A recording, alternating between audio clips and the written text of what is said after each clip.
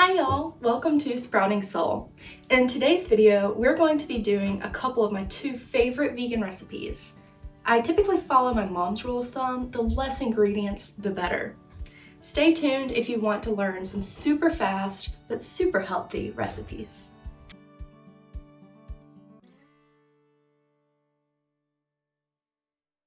Typically, the first ingredient in pesto is oil, and since I'm trying to do a more high carb, low fat, like whole food, plant-based diet, that's a no-go. However, I have found this it's not that bad canned pesto I'm going to use today. I'm making a smaller portion for myself since I live alone, but if you do want to make a larger portion, that's totally easy to do. I have 1 large zucchini, 2 cloves of garlic, some basil, cherry tomatoes. I think that this recipe is perfect for using older cherry tomatoes. These particular ones I've had for a little while. As you can see, they aren't as ripe as some. They're not like ripe enough to eat raw. However, since we are going to be cooking these, I don't think it matters as much as long as they aren't bad. Just, it's a great recipe to use what you have.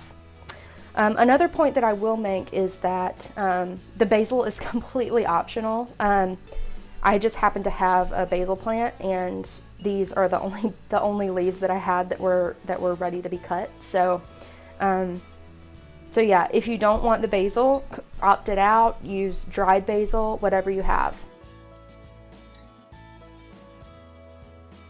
After fighting with my spiralizer, I just decided to slice the very ends very thinly. I feel like spiralizers, you either hit it right or you don't. So I got a lot of good noodles out of it, but half of it is just sliced up. But either way, it's gonna taste delicious. So I've already halved all of my tomatoes, and I'm gonna show you a trick that I have learned about cutting basil. While we do this, I'm going to take off all of these stems, and don't throw the stems away. They smell, sorry, I wish you had smell-o-vision, because the stems themselves smell wonderful, and they actually have more, they have a stronger scent than actual basil leaves do. So I always save these, and I put them in a bag in the freezer and save them for soups, or sometimes I use them in my veggie stock. But yeah, don't throw these away. They're really delicious. So I peel all of the basil leaves like this, and then I layer them in a little stack, and then you're gonna roll them, and then you're gonna slice. It ends up looking like a ribbon.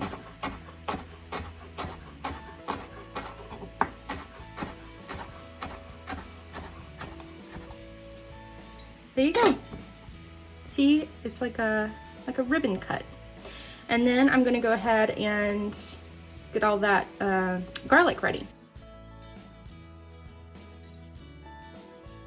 We've got some veggie broth heating up in the frying pan. And while that's heating up, I'm gonna go ahead and show you the rest of the ingredients that you're gonna need. I've got 2 tablespoons of nutritional yeast, a teaspoon of red pepper flakes, and a teaspoon of oregano. So typically I would prefer to use a teaspoon of Italian seasoning, but I am actually out of Italian seasoning right now, so I'm just going to be using the oregano for this part. We've got our cherry tomatoes cooking, and the garlic is in there with them. Just let them simmer for a little while. When the tomatoes start to look like this, little bit of heat is showing through on the back of them, like this one is.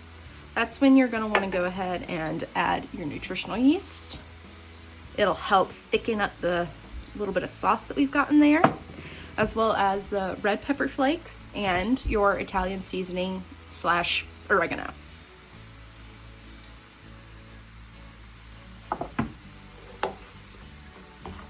Now now that that's looking nice, I'm going to actually add a little bit more water just to help it not stick to the pan.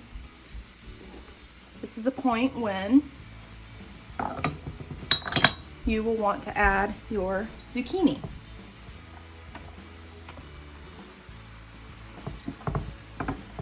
Like I said, they're not all noodles because my spiralizer was struggling, but you get the picture.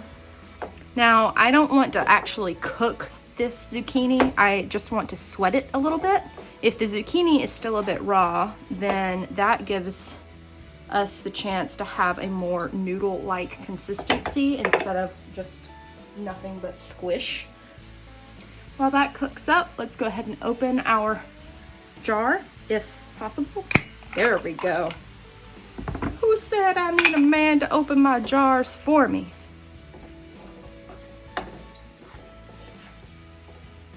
Now looking at the consistency here, I'm wishing that I had some more tomatoes, but you do with what you have.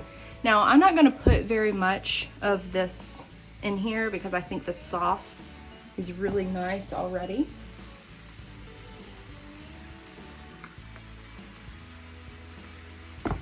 Now,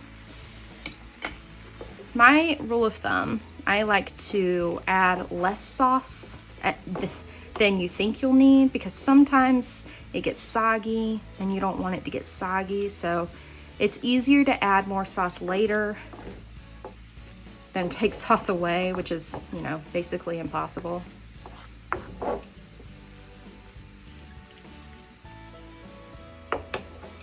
And what do you know? Good thought process, Sarah. Here I am just talking to myself in the third person, you know, no big deal. I'm gonna turn my eye off. I'm gonna grab my plate and let's plate it. I am ready for some dinner. Or, well, my mom and dad would want me to say supper. It's supper, Sarah. Only Yankees call it dinner. They're joking, obviously. Lots of people call it dinner.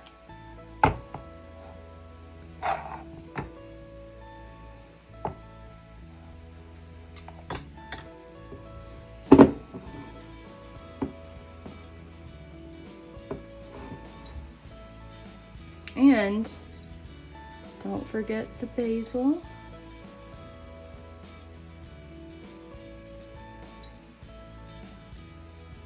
It's time for the big reveal. Let's take a taste test, and see if this is as delicious as I said it was. Oh my God.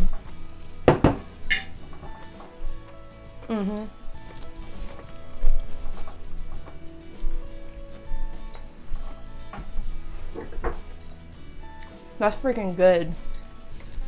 Now, I don't think you need any salt. I think that the sauce that we used had plenty. And if you don't like spice, I would definitely cut back on the red pepper flakes. But so good. So good. Oh my gosh, delicious. As you can tell, it's a different day, but it's still cold here in Northern Virginia. The wind is whipping outside, and I've been feeling like a cup of soup would be a great way to end my day. So the second recipe that I'm going to be showing you is an Italian wedding soup. This is one of my favorite recipes because you can freeze it and save it for later. Planned overs, if you will. Let's jump in. All right, y'all, there's just a couple of things that we're gonna need from the fridge. You're gonna need 2 cups of veggie broth,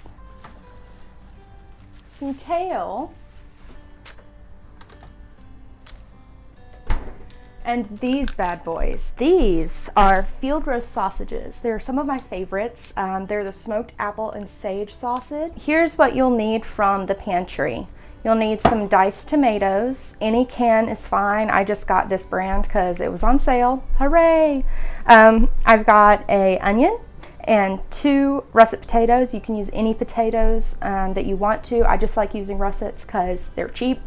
And I've got a tablespoon of nutritional yeast, because what recipe isn't complete without nutritional yeast, and a teaspoon of Italian seasoning. One thing that I like to do when I am chopping and cutting and getting everything ready for a recipe is to always have a extra bowl over to the side so that I can keep whatever scraps that I'm not going to be using. I like to keep the scraps, save them in the freezer so that I don't have to go out and buy veggie broth. All of this stuff, even the peeling. Now, I know a tip to keep me from crying when I cut onions. Did I follow it? No. So the tip is stick your onion in the freezer for 15 minutes right before you are going to cut it, then pull it out and you won't cry. But apparently I didn't follow my own suggestions. I'm going to just put a little bit of veggie broth in there just so we can cook up those onions nicely. Now while that is heating up, let's go ahead and chop the kale. Earlier, I showed you everything that you're going to need from the pantry. I completely forgot to show you the chickpeas. This is something that I typically do. I will completely forget that this recipe calls for chickpeas, but not today, because I want to get as much protein from these chickpeas as they can give me. Now, a lot of people will say you're going to need to drain the chickpeas, but this liquid that it's in, it's called aquafaba, and it is fantastic for cooking. It's going to help thicken the soup up just a little bit. All you're going to need to do is just dump everything in. We're just going to go ahead and dump the tomatoes, the chickpeas, the potatoes, the vegetable stock, and the seasonings. There we go, we've got all of that in there. Now we're just gonna add the veggie stock and we're gonna let that cook. We're gonna basically just add enough veggie stock to cover the potatoes. We're gonna let that cook for 5 minutes, and then we're going to throw in the sausage and the kale. We are back. It's been 5 minutes. Everything has been boiling. It smells delicious, but we're not quite done. You have to throw in the sausage.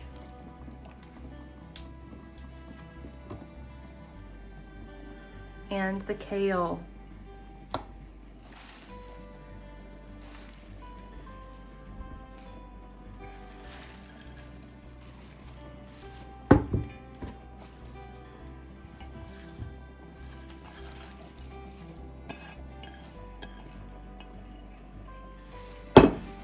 Oops, one last sausage.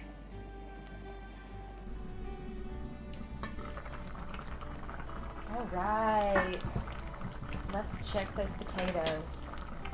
This has now been boiling for about 8 minutes. These potatoes.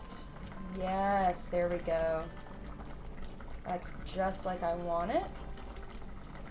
I've got to wait for it to cool off, and then I'll have a delicious soup for this cold winter day. All right, y'all, this is the soup. It looks delicious. I can't wait to take a bite. Let's test it.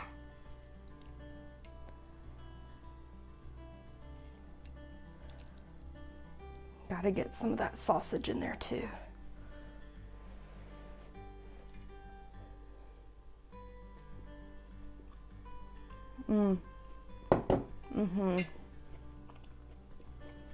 The sausage makes it so good.